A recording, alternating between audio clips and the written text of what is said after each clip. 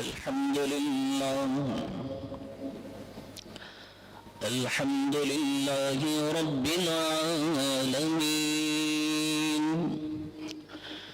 والصلاة والسلام على سيد الأنبياء والمرسلين.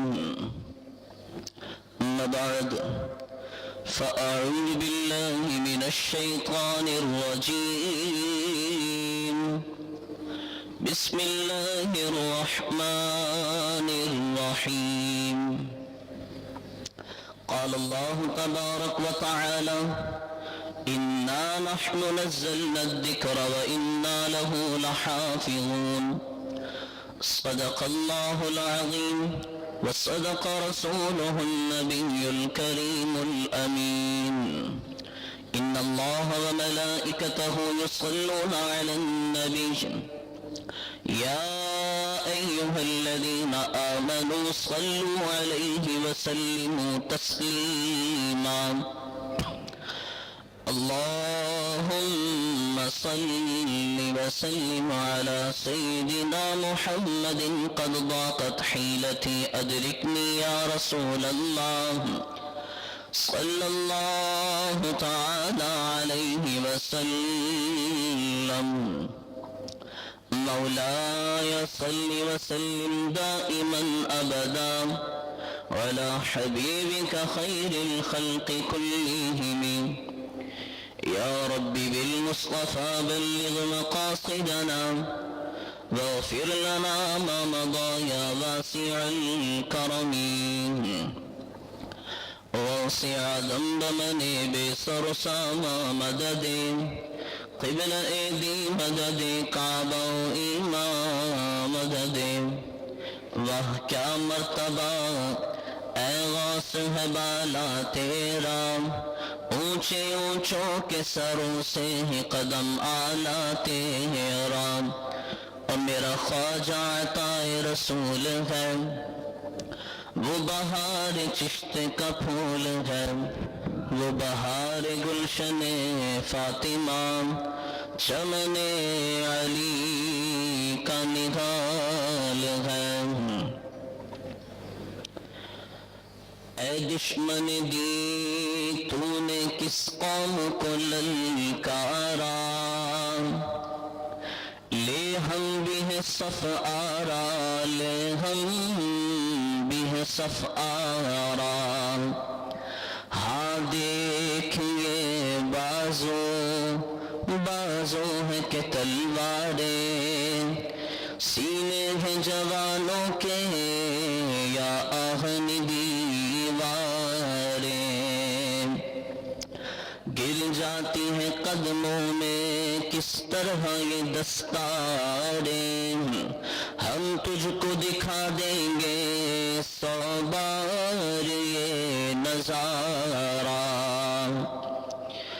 جس راہ سے آئے گا اس راہ پہ ماریں گے، پانی بھی نہ مانگے گا یوں نشہ اتاریں گے.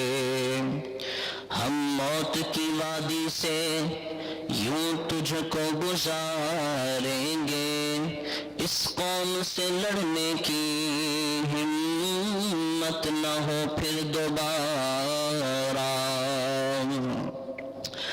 اس قوم کا ہر بچہ اللہ کا سپاہی ہے، اس خاک کا ہر ذرہ تقدیر الہی ہے. اس ملک کا ہر گوشہ ایک زندہ گواہی ہے، ہر ایک دھڑکتا دل ایمان کا گہوارہ. معلوم نہیں تجھ کو یہ قوم ہے فولادی، ہر ایک مسلمان ہے دیوانہ آزادی. ایک شعلہ ہے ہر قریہ، ایک آگ ہے وادی، ہر نقش کفے پا ہے دہکا ہوا انگارا. دشمن دی تو نے کس قوم کو للکارا، لے ہم بھی ہیں صف آرا، لے ہم بھی ہیں صف آرا۔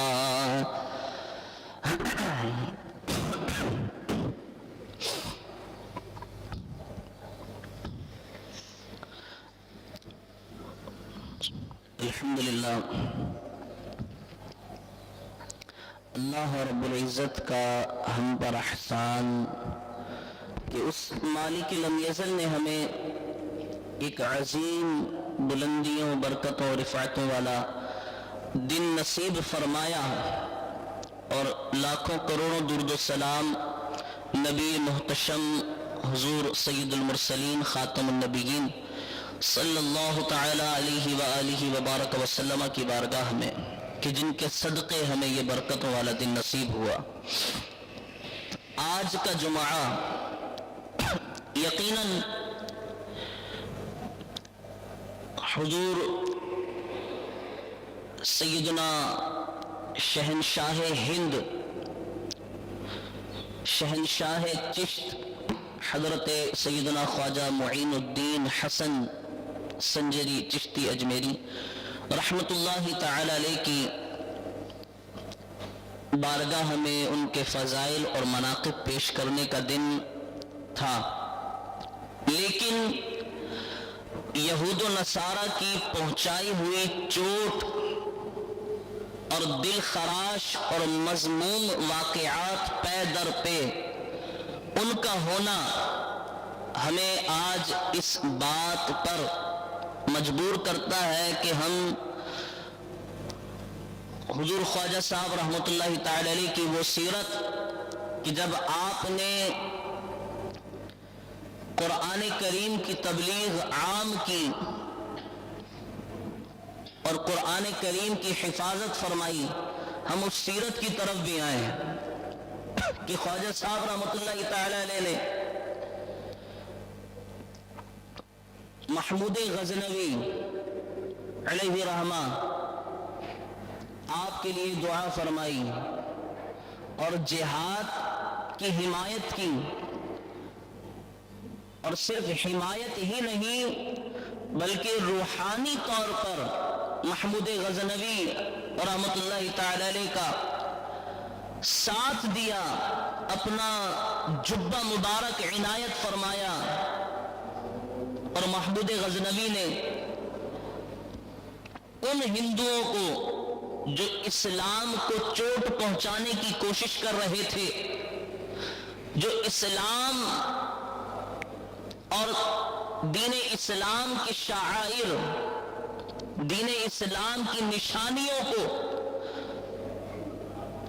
وقتاً فوقتاً چوٹ پہنچاتے تھے اور اپنے بڑے بڑے مندر بنا کر وہاں سے دین اسلام کی مخالفت میں تبلیغ کیا کرتے تھے اپنے مذہب کی، تو محمود غزنوی نے حضور خواجہ صاحب رحمۃ اللہ تعالی علیہ کے فیضان کو لوٹتے ہوئے ایک مندر نہیں بلکہ سینکڑوں مندر وہ مٹی میں ملا دیے، اور ہندوؤں کا مرکزی مندر جس کا بدلہ آج تک ہندو یہ کہتے ہیں کہ ہم نے تمہاری بابری مسجد بھی شہید کی ہے، اور جتنی مسجدیں ہند میں ہیں، انڈیا میں ہیں، ہم اس سومناتھ کے مندر کا بدلہ لیں گے اور تمہاری مسجدیں گرائیں گے۔ آج تک ہندو یہ سمجھتے ہیں کہ وہ اتنا بڑا نقصان محمود غزنوی رحمۃ اللہ تعالی علیہ نے ہندوؤں کو پہنچایا کہ آج تک ہندو یہ سمجھتے ہیں کہ اس نقصان کا ازالہ نہیں ہو سکا۔ تو یہ سب حضور خواجہ صاحب کے فیضان سے ہوا تھا۔ لوگ یہ سمجھتے ہیں ہمارے یہاں کہ خواجہ صاحب رحمۃ اللہ تعالی علیہ صرف قوالی سننے سنانے کے لیے اس دنیا میں تشریف لائے تھے، تو نہیں، حضور خواجہ صاحب رحمۃ اللہ تعالی علیہ جہاں آپ نے تبلیغ کر کے 90 لاکھ ہندوؤں کو مسلمان کیا ہے، تو وہاں پر وہ ہندو جو دین اسلام کے خلاف کھڑے ہو گئے تھے، ان کا سر کاٹنے کے لیے محمود غزنوی کی پشت پر اپنا ہاتھ مبارک بھی رکھا ہے۔ آج ہمارے مسلمان یہ سمجھتے ہیں، یہ سوچتے ہیں کہ جناب حضور غوث پاک رضی اللہ عنہ ہو یا حضور خواجہ صاحب رحمۃ اللہ تعالی علیہ ہو، خواجہ نظام الدین اولیاء محبوب الہی رحمۃ اللہ تعالی علیہ ہو، ان کی دنیا میں آنے کا مقصد صرف یہی تھا کہ جناب ہم قوالی کر لیں، قوالی سن لیں۔ ہاں ہم قوالی کی بات کرتے ہی نہیں ہیں، قوالی جائز ہے ناجائز ہے، حرام ہے حلال ہے، بدعت ہے کیا نہیں ہے، ہم یہ بات ہی نہیں کرتے، یہ ہمارا موضوع ہی نہیں۔ لیکن آج کا مسلمان یہ سمجھتا ہے کہ حضور خواجہ صاحب رحمۃ اللہ تعالی علیہ کی دنیا میں آنے کا صرف یہی مقصد تھا کہ آپ نے قوالیاں پڑھ کر ہندوؤں کو مسلمان کیا ہے۔ نہیں، جہاں دین اسلام کے خلاف سر اٹھایا گیا وہاں پہ محمود غزنوی کی پشت پر ہاتھ بھی رکھا ہے حضور خواجہ صاحب رحمۃ اللہ تعالی علیہ نے۔ تو آج ہم اس بات پر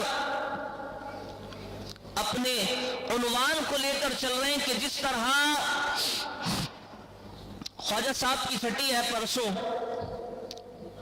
اور حضور خواجہ صاحب رحمۃ اللہ تعالی علیہ کے دور میں ہندوؤں نے اسلام کے خلاف اپنا سر اٹھایا تھا، اور جس انداز میں محمود غزنوی کا ساتھ حضور خواجہ صاحب رحمۃ اللہ تعالی علیہ نے دیا، تو آج اسی طرح وقتاً فوقتاً دین اسلام پر اپنی زبانیں دراز کرنے والے لوگ نظر آتے ہیں۔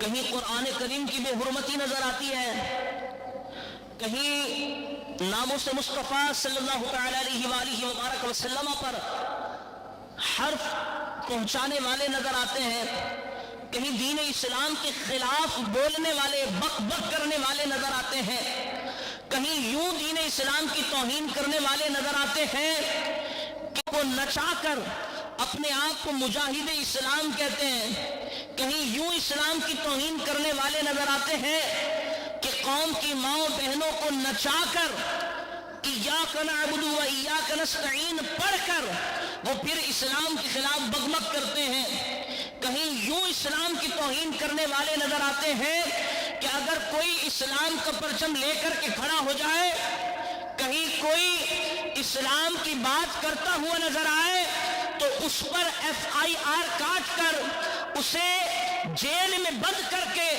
اسے تمام قسم کی قید و بند کی صعوبتیں دے کر اپنے آپ کو امت مسلمہ کا لیڈر کہلواتے ہیں۔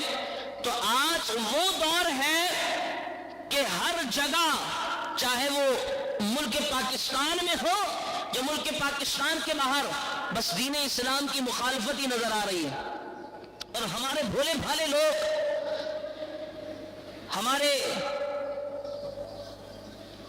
وہ لوگ جنہیں یہ پتا ہے، یہ معلوم ہے کپڑے اچھے کہاں سے سلائی ہوتے ہیں، جنہیں یہ بھی معلوم ہے گوشت کہاں سے اچھا ملتا ہے، جنہیں یہ بھی معلوم ہے اگر گیس نہ آئے تو روٹی تندور والے کون سے تندور والے سے اچھی ملتی ہے، ہر چیز جنہیں معلوم ہے، اور وہ ہمارے بھولے بھالے لوگ، ہماری قوم، انہیں یہ معلوم نہیں ہے کہ امت مسلمہ کا لیڈر کون ہے، دین اسلام کے لیے کھڑے ہونے والا لیڈر کون ہے، دین اسلام کی بات کرنے والا کون ہے، مجاہد اسلام کون ہے۔ ہماری قوم کپڑے اچھے سلوانے کے لیے دکانوں کا معلوم ہے، سلائی پتہ ہے، نائی بھی پتہ ہے کہ جناب اچھے بال کون کاٹتا ہے، سب معلوم ہے، بس مجاہد اسلام کون ہے ہماری قوم کو یہ نہیں معلوم، دین اسلام کا لشکر کس کے ہاتھ میں ہے ہماری قوم کو یہ نہیں معلوم۔ اور یہ ساری باتیں تمہیدی اس لیے کہ یقیناً آپ کے علم میں ہوگا، اور نہیں ہوگا تو چلے میں بتاتا ہوں کہ آج سے 6 دن پہلے یورپی ملک سویڈن میں ایک بدبخت نے، خبیث حرامی النسل، قرآن کریم کو، اور وہ حرامی النسل کوئی عام آدمی نہیں بلکہ سویڈن کا وزیر اور سویڈن کی پولیس کی نگرانی میں اس بدبخت نے سویڈن کی چوک پر کھڑے ہو کر قرآن کریم کو معاذ اللہ آگ لگائی، اور پھر جب انہوں نے دیکھا مسلمانوں کی غیرت تو جاگی نہیں ہے. مسلمان تو اب خاموش ہے. مسلمان تو سیاست کی نظر ہو گئے. مسلمان تو تعصب کی نظر ہو گئے. مسلمانوں کو دین اسلام کی پرواہ کوئی نہیں. مسلمانوں کو ہم نے ایسے لیڈر دے دیے, ایسے سیاستدان دے دیے جنہوں نے مسلمانوں کو صرف روٹی کے پیچھے لگا دیا ہے. تو لہذا اب ایسا کیا جائے, سویڈن میں تو ہم نے قرآن کو آگ لگا دی معاذ اللہ, اب ہم کیا کریں؟ تو پھر ایک دن کے وقفے کے بعد ہالینڈ کا ایک وزیر کھڑا ہوا, اسمبلی سے باہر نکلا, اور باہر نکلنے کے بعد مائک پہ اعلان کر کے قرآن کریم کے اوراق شہید کر کر کے ہوا میں اڑائے گئے. پھر یہاں بھی ان کا دل نہیں بھرا اور مسلمانوں کے جذبے ابھی بھی بیدار نہیں ہوئے, مسلمانوں کی غیرت اب بھی جوش میں نہیں آئی. اور پھر ہالینڈ کے بعد ایک اور یورپی ملک اٹھا اور انہوں نے اسمبلی میں قرآن کریم کو ڈسٹ بن میں ڈال دیا معاذ اللہ. اور اب بھی مسلمانوں کی غیرت جوش میں نہیں آئی. اب بھی مسلمانوں کے دل میں جہاد کے جذبے نہیں ابھرے. اب بھی مسلمانوں کے دل روٹی اور گیس کی بندش میں پھنسے ہوئے ہیں. اب بھی مسلمانوں کے ضمیر صرف اس بات پر اٹکے ہوئے ہیں کہ ہمارے لیڈر کو گرفتار کر لیا, اب ہم سڑکوں پہ آ جائیں گے. قرآن کریم پر معاذ اللہ پیروں تلے روندا گیا, قرآن کریم کو ڈسٹ بن میں ڈالا گیا, قرآن کریم کو آگ لگا دی گئی, قرآن کریم کے اوراق شہید کر کے ہوا میں اڑائے گئے. مسلمانوں کو غیرت نہیں آئی اور مسلمان سڑکوں پر نہیں نکلیں گے. ہاں, ایک ہمارا لیڈر, اسے گرفتار کر لیا گیا, اب ہم سڑکوں پہ نکلیں گے.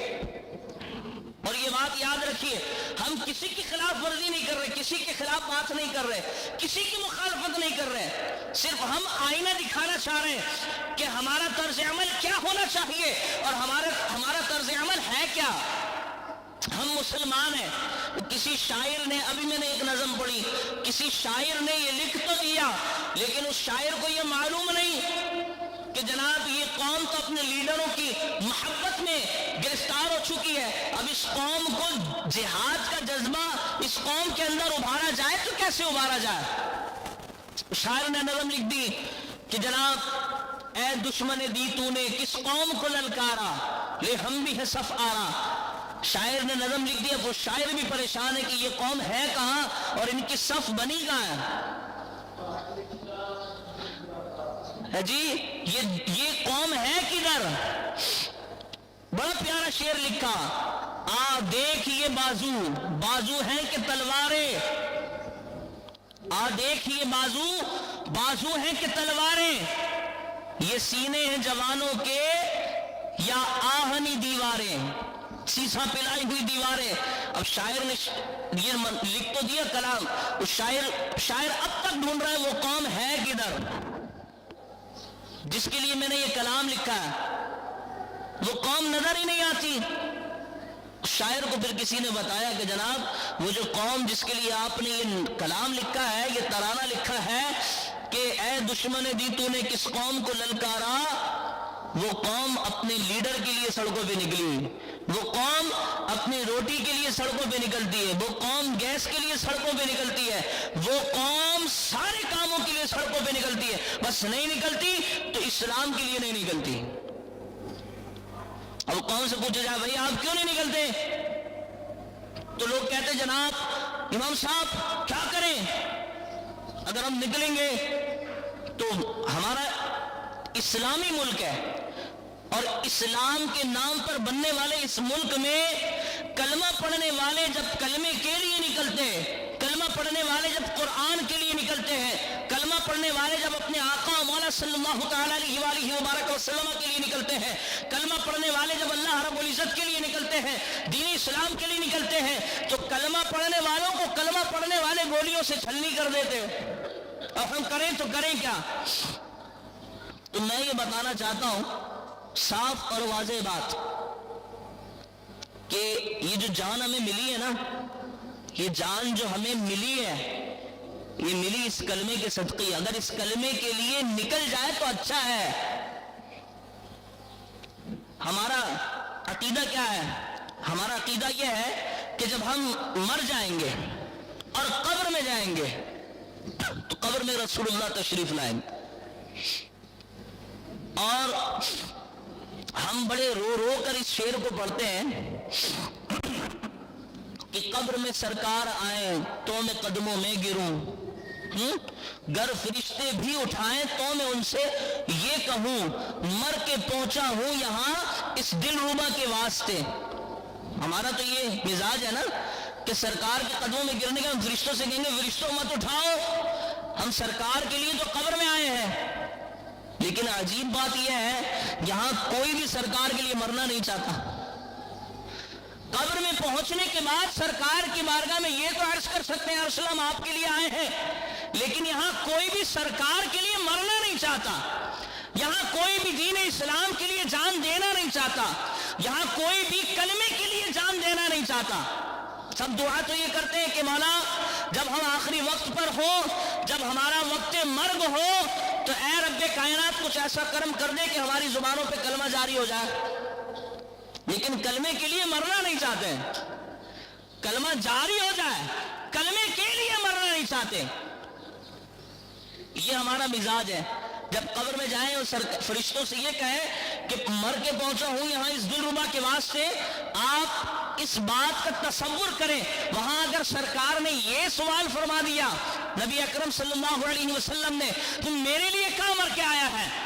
ویسے طبعی موت آ گئی، رات سویا صبح نہ اٹھا، ایکسیڈنٹ ہو گیا، میرے لیے تو نہیں مر کر آیا ہے، لہذا میرے قدموں کو چھوڑ دے، میرے دامن کو چھوڑ دے، میرے لیے کہاں مر کر کے آیا ہے تو؟ لیکن ہمارا مزاج یہ ہے کہ ابھی ہم مسجد سے نکلنے کے بعد اس فکر میں مبتلا ہو جائیں گے کہ گیس نہیں آ رہی، گھر والوں کو روٹی پہنچانی ہے، اور کسی کو پکڑ کے کہا بھی جائے یار چلو قرآن کے لیے نکلو، کہے گا امام صاحب اگر میں نکلا اور وہاں پہ حالات خراب ہو گئے، فائرنگ ہو گئی تو پیچھے میرے گھر والوں کا کیا ہوگا؟ کہ میں یہ جب 313 نکلے تھے نا انہیں بھی سوچنا چاہیے تھا کہ ہم 313 ہی تو ہیں، آگے ہزاروں کافر ہیں، اگر ہمیں کچھ ہو گیا تو پھر ہمارے گھر والوں کا کیا ہوگا؟ آج قرآن مطلب کوئی مسئلہ ہی نہیں یہودیوں کے لیے تو قرآن جلانا، اور وہ قرآن تو جلائیں گے نا جب ہمارے حافظ قرآنوں کے ہاتھوں میں ہتھکڑیاں ہوں گی، ہمارے علماء کے ہاتھوں میں ہتھکڑیاں ہوں گی تو وہ قرآن تو جلائیں گے کہ ہم نے قرآن کی قدر نہیں کی۔ اور آج حالت یہ ہے کہ ہم امام صاحب کس قرآن کی بات کر رہے ہیں؟ ہم تو جانتے ہی نہیں قرآن کا، ہاں اس کی بات کر رہے ہیں، وہ ہمارے گھر میں الماری کے اوپر جو مٹی میں اسی کی بات ہو رہی ہے، جی وہ جو مٹی میں ہے نا اسی کی بات ہو رہی، جسے وہ جلا رہے ہیں، جسے وہ ڈسٹ بن میں ڈال رہے ہیں۔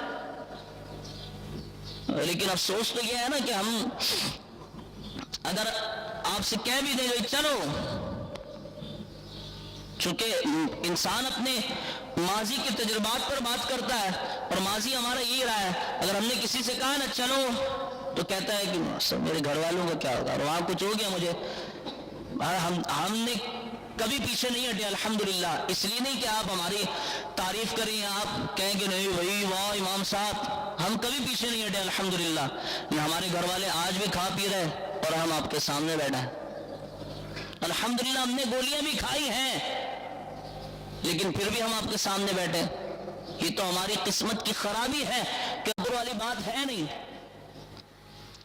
لیکن بات تو یہ ہے نا کہ خواجہ صاحب رحمۃ اللہ تعالی علیہ پشت پر ہاتھ رکھیں گے کب؟ جب مسلمان محمود غزنوی کے لشکر میں شامل ہوگا۔ ہم خواجہ صاحب کا تذکرہ تو خوب کرتے ہیں، خواجہ صاحب کا تذکرہ، یہاں قوالی وہاں قوالی، آج سیزن شروع ہو گیا قوالوں کا، ہر جگہ قوالی، خواجہ صاحب کی چھٹی ہو رہی ہے جناب، اتوار کو لوگ فاتحہ بھی دلائیں گے، خواجہ صاحب کی بارگاہ میں اِیصال ثواب بھی کریں گے، کریں، بہت اچھی بات ہے، لیکن جب دین اسلام کے خلاف بات شروع ہوئی تو خواجہ صاحب نے محمود غزنوی کی پشت پر اپنا ہاتھ رکھا ہے، اس کو بھی یاد رکھے۔ پھر خواجہ صاحب نے تبلیغ نہیں کی، پھر محمود غزنوی کو اپنا جبہ مبارک پیش کیا ہے، پھر محمود غزنوی کے لیے دعائیں کی ہیں پیچھے راتیں جاگ جاگ کر کہ مولا محمود غزنوی کو جہاد میں فتح نصیب فرما۔ لیکن ہمارا مزاج یہ ہے کہ ہم معذرت کے ساتھ اپنے مطلب کی حدیثیں ہمیں بڑی پیاری لگتی ہیں، اپنے مطلب کی سیرتیں ہمیں بڑی پیاری لگتی ہیں. ابھی یہاں پر اگر یہ تذکرہ ہوتا کہ خواجہ صاحب رحمۃ اللہ تعالی علیہ نے انا ساگر پہ کھڑے ہو کر ایک ہی یکدم 90 لاکھ مسلمان کر دیے، اور بولو جی سبحان اللہ، اور یہ کرو وہ کرو، پھر سب نعرے بھی لگ رہے تو سبحان اللہ آوازیں بھی آ رہی ہوتی. لیکن ہمارا مزاج صرف یہی رہ گیا. حضور غوث پاک رضی اللہ تعالی عنہ نے یہ فرما دیا، مریدی لا تخاف، میرا مرید نہ گھبرائے، میرا مرید پریشان نہ ہو، اس کے لیے میں جنت کا وعدہ کرتا ہوں. یہ ہمارا مزاج ہے. اب ہم یہ بات کرتے ہیں تو بھئی حضور غوث پاک رضی اللہ عنہ نے جہاد کی تعلیم بھی دی ہے، حضور خواجہ صاحب رحمۃ اللہ تعالی علیہ نے جہاد کی تعلیم بھی دی ہے، حضور خواجہ نظام الدین محبوب الہی رحمۃ اللہ تعالی علیہ نے جہاد کی تعلیم بھی دی ہے.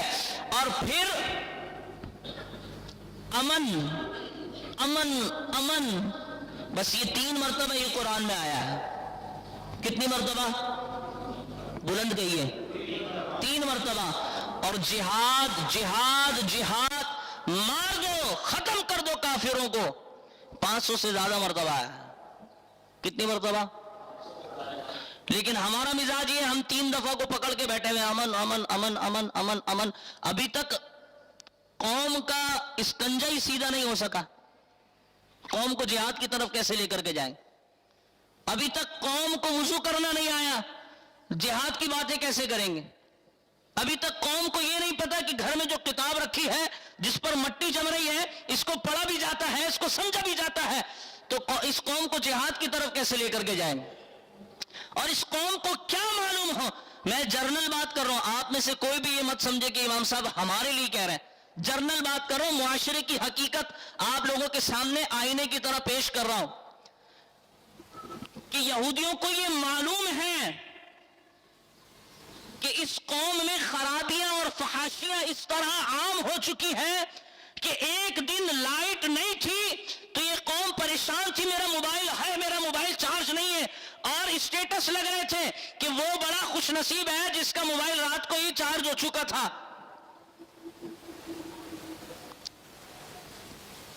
اس حقیقت سے آپ یا میں ہم منہ نہیں پھیر سکتے. یہودیوں کو یہ معلوم ہے کہ اگر ایک دن حکومت پاکستان نیٹ بند کر دے، سم بند کر دے، تو قوم پریشان ہو جاتی ہے. سب معلوم ہے.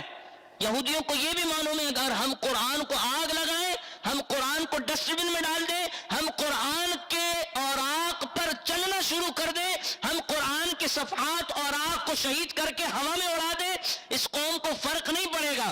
فرق پڑے گا سم بند ہو جانے سے، نیٹ کے بند ہو جانے سے، لائٹ کے چلے جانے سے. یقین کریں یہودیوں کو سب معلوم ہے،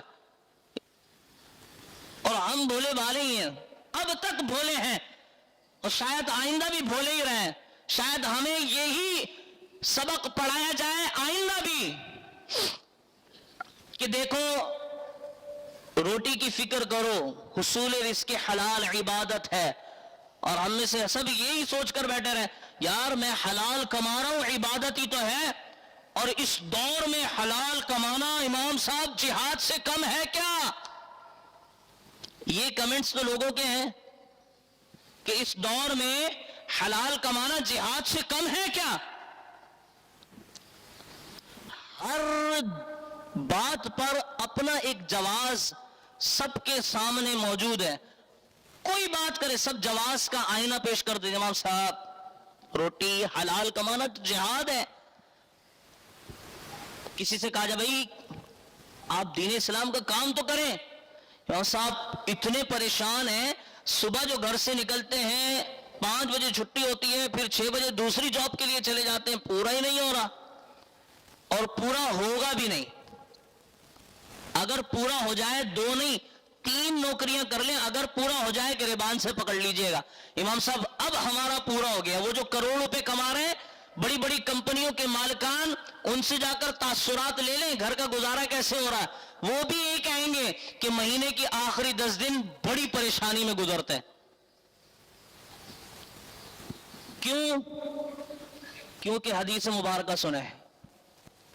نبی اکرم صلی اللہ علیہ وسلم نے فرمایا مفہوم کہ میری امت جب جہاد کو ترک کر دے گی، میری امت جب جہاد کو ترک کر دے گی تو یہ ذلیل و رسوا ہو جائے گی.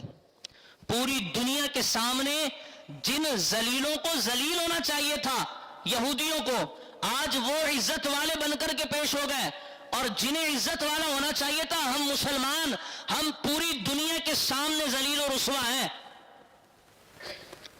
کوئی مسلمان کھڑے ہو کر یہ نہیں کہہ سکتا کہ ہم دنیا میں کسی ملک میں جاتے ہیں تو ہمارا بڑا ہی شاندار طریقے سے استقبال ہوتا ہے یا بڑی شاندار طریقے سے ہمیں رکھا جاتا ہے، ہمیں حقارت کی نظر سے دیکھا جاتا ہے. یہ مسلمانوں کا حال ہے. افسوس ہے اور ہونا بھی چاہیے. اب یہ ساری باتیں یہودیوں کو معلوم ہے کہ مسلمانوں کو ہم نے کس طرف لگایا ہوا ہے، یہ مسلمان اسی طرف لگے رہیں گے. ان کے سامنے جتنی چاہے باتیں کر لی جائیں. آپ میں سے ایک کوئی شخص یہ کہے اور یہ کھڑا ہو بتائے کہ جناب امام صاحب مجھے معلوم ہے قرآن کریم کو آگ لگائی گئی، مجھے معلوم ہے قرآن کریم کو ڈسٹ بن میں ڈالا گیا ہے، امام صاحب مجھے معلوم ہے قرآن کریم کے اوراق شہید کر کے ہوا میں اڑائے گئے، امام صاحب مجھے معلوم ہے قرآن کریم کو اسمبلی میں پیروں تلے روندا گیا ہے. لیکن روٹی کی فکر نہیں جاتی دل سے. کسی کے دل میں اب تک اس طرح کا ولولہ اٹھا ہے؟ واللہ اللہ کی قسم کھا کے کہہ رہا ہوں کہ اب تک دل کی دھڑکن تھمی نہیں، اپنی جگہ پر نہیں آئی ہے. جس دن سے یہ پتہ لگا یار قرآن کریم کو آگ لگائی گئی ہے. لیکن ہم قرآن کریم کی حقیقت کو سمجھے تب کی بات ہے نا. قرآن کو آگ لگانے کا مقصد صرف قرآن کو آگ لگانے کا مقصد ہے. وہ آپ کو چیک کر رہے ہیں، آپ کا جائزہ لے رہے ہیں کہ مسلمانوں میں کتنا جوش بچا ہے. دیکھیں تو صحیح یہ مسلمانوں میں غیرت بچی ہے نہیں بچی. لیکن افسوس یہ ہے کہ قرآن اتنی عظیم کتاب ہے جس کی صرف ایک آیت سیکھ لینا کوئی، ایک آیت، تو اللہ رب العزت اسے 100 رکعت نماز نفل پڑھنے کا ثواب عطا فرماتا ہے. قرآن اتنی عظیم کتاب ہے. قرآن اتنی عظیم کتاب ہے کہ حضرت عبداللہ ابن مسعود رضی اللہ تعالیٰ عنہ فرماتے ہیں کہ اگر رسی بھی گم ہو جائے تو میں قرآن سے تلاش کر سکتا ہوں. قرآن اتنی عظیم کتاب ہے. لیکن افسوس تو یہ ہے نا کہ ہمارا لیڈر گرفتار ہو جائے تو ہم سڑکوں پہ، ہم الیکشن ہار جائیں تو ہم سڑکوں پہ، اور کوئی مسئلہ ہو جائے تو ہم سڑکوں پہ، گیس بند ہو جائے تو ہم سڑکوں پہ، روٹی نہ ملے تو ہم سڑکوں پہ.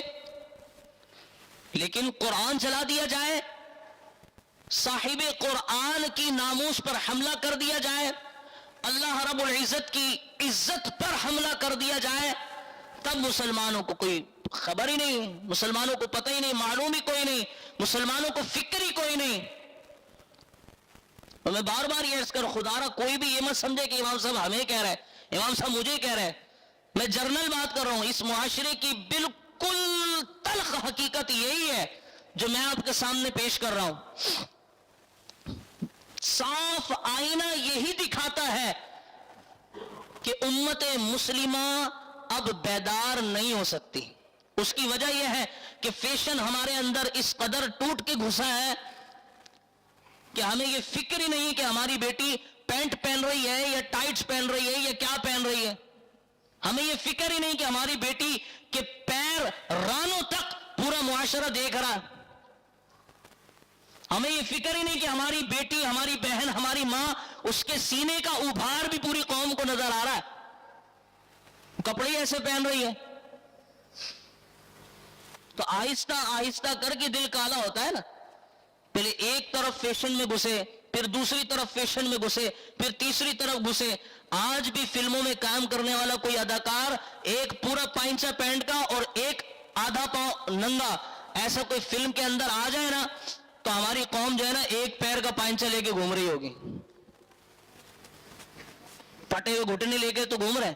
اس قوم کو یہ نہیں پتا کہ بھئی یہ بلا وجہ اپنے گھٹنا کھولنا یا گھٹنے کے اوپر کا حصہ کھولنا سخت حرام ہے، اور پہلے تو صرف مردوں میں تھا، اور آج نوجوان لڑکیاں پھٹی ہوئی پینٹ ہے گھوم رہی ہیں. تو یہ تو بنیادی باتیں ہیں. تو پھر قرآن کے جل جانے پہ غیرت کس کو ہے؟ یہ تو بنیادی بات ہے جو صبح شام ہمارے گھر ہو رہی ہے. پھر قرآن کریم کو آگ تو پھر انہوں نے اب لگائی ہے نا. وہ اپنی کسی کتاب کو تو نہیں جلا رہے، کسی انگلش کی کتاب کو نہیں جلا رہے، کیمسٹری کی کتاب کو نہیں جلا رہے، قرآن کو جلا رہے ہیں، قرآن کو آگ لگا رہے ہیں.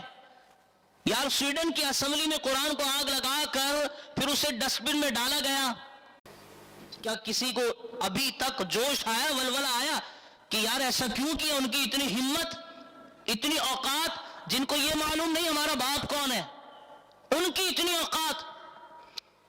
اور ہم اور آپ جن کے لیے یہ باتیں نازل ہوئی کہ جناب شادی کے بعد اگر کوئی شادی شدہ جوڑا 2 رکعت نماز نفل پڑھے نا کمرے میں بند ہو کر، جب کوئی پردہ بیچ میں نہیں، جب ساری رکاوٹیں ختم کر دی جاتی ہیں، تو پھر اس شادی شدہ جوڑے کے لیے اللہ رب العزت یہ اعلان فرماتا، فرشتوں آسمان کی ساری قندیلیں بدل دی جائیں، نئی قندیلیں جنت سے لا کر کے لگائی جائیں، جنت سے ایک چادر لائی جائے اور اس شادی شدہ جوڑے کو اس چادر میں لپیٹا جائے. ہماری شان یہ ہے. اور جن کے باپ کا پتہ نہیں وہ قرآن کو آگ لگا رہے ہیں، کیونکہ انہیں معلوم ہے کہ امت مسلمہ کی کیا حالت ہے. میرے خیال ہے کہ ہمیں حکومت پاکستان کو یہ بتانا چاہیے کہ عقل کے ناخن لو. اور یہ ایک واقعہ نہیں ہوا، ایک ہفتے میں 4 واقعات ہو گئے یار. قرآن کی ایک عزت، ایک حرمت ہے. قرآن کو تم نے ہلکا لیا ہے کیا؟ تم جواب دو کہ کیوں سویڈن کا وزیر یہ کر رہا ہے، کیوں ہالینڈ کا وزیر یہ حرکتیں کر رہا ہے. میرا خیال ہے کہ ہمیں بتانا چاہیے حکومت پاکستان کو. آپ کیا کہتے ہیں؟ ہونا چاہیے نا. اور خدا کا واسطہ اگر آپ سڑکوں پہ نکلیں، میں اگر کا لفظ تو لازمی جوڑوں گا، کسی کو گلے پکڑ کے تو ہم نہیں لے جا سکتے ہیں. اگر آپ سڑکوں پہ نکلیں تو یقین کریں اگر موت کا وقت لکھا ہے تو اس سڑک پر بھی آئے گی اور گھر کے بستر پہ بھی اسی وقت آنی ہے.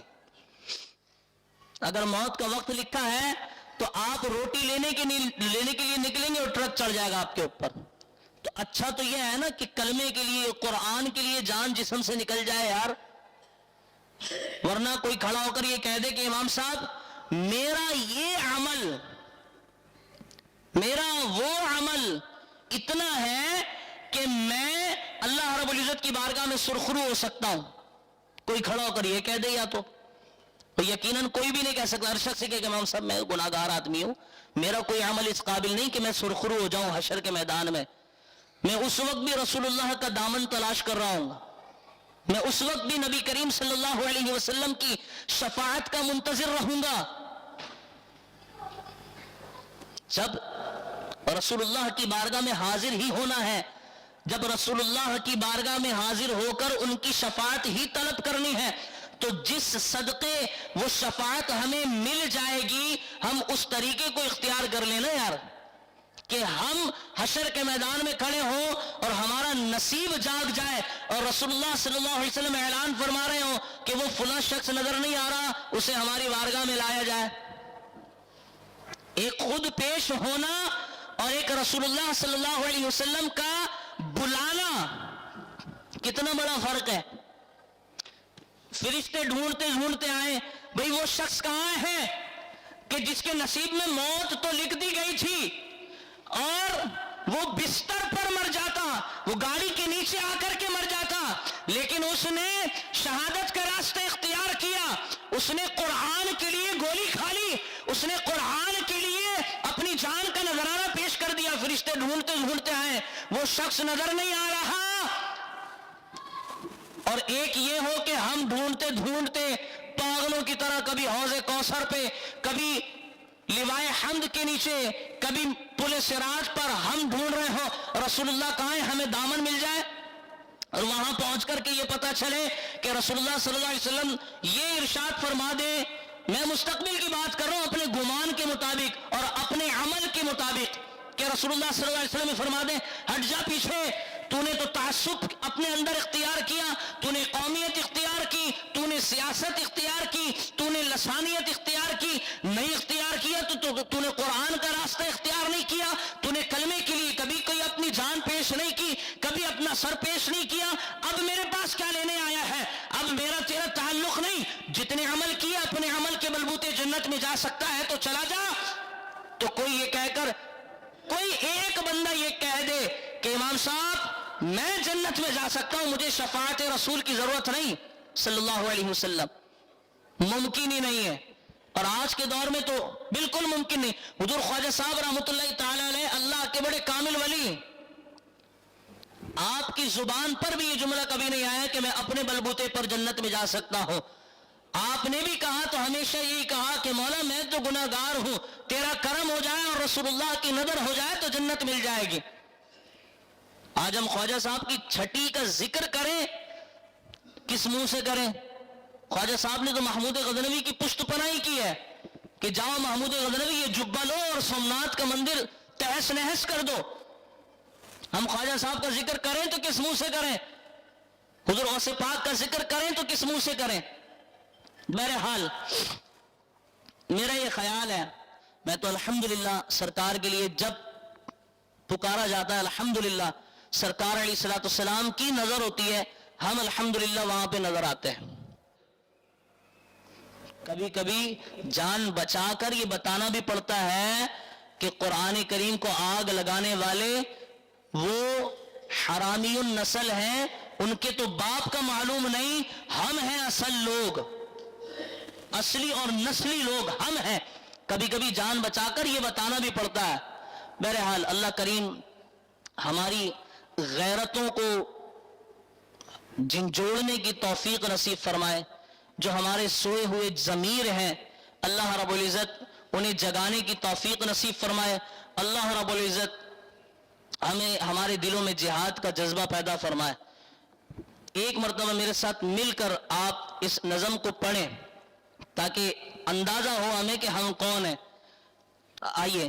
اے دشمن دی تو نے کس قوم کو للکارا، لے ہم بھی ہیں صف آرا. اے دشمن دی تو نے کس قوم کو للکارا، لے ہم بھی ہیں صف آرا. آ دیکھ یہ بازو بازو ہے کہ تلواریں، سینے ہیں جوانوں کے یا آہن دیواریں. ہے نا مزے کا شعر؟ بولے سبحان اللہ. آ دیکھئے بازو بازو ہے کہ تلواریں، سینے ہیں جوانوں کے یا آہن دیواریں. گر جاتی ہیں قدموں میں کس طرح یہ دستاریں، لے ہم بھی ہیں صف آرا، لے ہم بھی ہیں صف آرا. اس قوم کا ہر بچہ اللہ کا سپاہی ہے، اس خاک کا ہے ذرہ تقدیر الہی ہے. اس قوم کا ہر بچہ اللہ کا سپاہی ہے، اس خاک کا ہے ذرہ تقدیر الہی ہے. اس ملک کا ہے گوشہ، اس ملک کا ہے گوشہ ایک زندہ گواہی ہے. ہر ایک دھڑکتا دل ایمان کا گہوارا. اے دشمن دی تو نے کسی قوم کو للکارا، لے ہم بھی ہیں صف آرا. اب آپ نے پڑھنا ہے. اے دشمن دی تو نے، دشمن کو پتا تو لگے یار یہ قوم بیدار ہو چکی ہے. اے دشمن دی تو نے صف آرا، لے ہم بھی ہیں صف آرا. معلوم نہیں تجھ کو یہ قوم ہے فولادی، یہ ابھی تک یہودی کو پتا نہیں. چلے آپ کے جذبے کے لیے ایک شعر میں یہ بھی کہہ دوں، بابا جی رحمت اللہ تعالی علیہ فرمایا کرتے تھے کہ میں شرموں واری اندر وڑیاں تو سمجھی میرے کو ڈریاں. ہمیں اس ملک کی محبت ہے، ہمارے دل میں اس ملک کی محبت ہے، اس لیے ہم کوئی الٹا قدم نہیں اٹھاتے. اگر اس ملک کی محبت ہمارے سینوں میں نہیں ہوتی نا تو پھر ہم بتاتے کہ یہودی کیا چیز ہوتا ہے. اس ملک کی محبت ہمارے دلوں میں زندہ ہے، اور یہ ہم حکومت پاکستان کو بھی بتانا چاہتے ہیں کہ اس ملک کی محبت ہمارے دل میں ہے. تو لوگ سمجھ رہے ہیں کہ شاید ہم بزدل ہو چکے ہیں، ہم بزدل نہیں ہوئے، ہمارے سینوں میں اس ملک کی محبت ہے. تو کہتے ہیں معلوم نہیں تجھ کو یہ قوم ہے فولادی، ہر ایک مسلمان ہے دیوانہ آزادی. ایک شعلہ ہے ہر قریہ، ایک آگ ہے ہر وادی، ہر نقش کفے پا ہے دہکا ہوا انگارا. اے دشمن دی تو نے کس قوم کو للکارا، لے ہم بھی ہے صفارا، لے ہم بھی ہے صفارا. انشاءاللہ جمعے کے بعد ہم ان یہودیوں کو بتا دیں گے کہ تمہاری حیثیت کیا ہے اور مسلمان کہتے کسے ہیں. اللہ کریم ہم سبھی کو عمل کی توفیق نصیب فرمائے اور جہاد کا جذبہ ہمارے دلوں میں پیدا فرمائے. وآخر دعوانا ان الحمدللہ رب العالمین.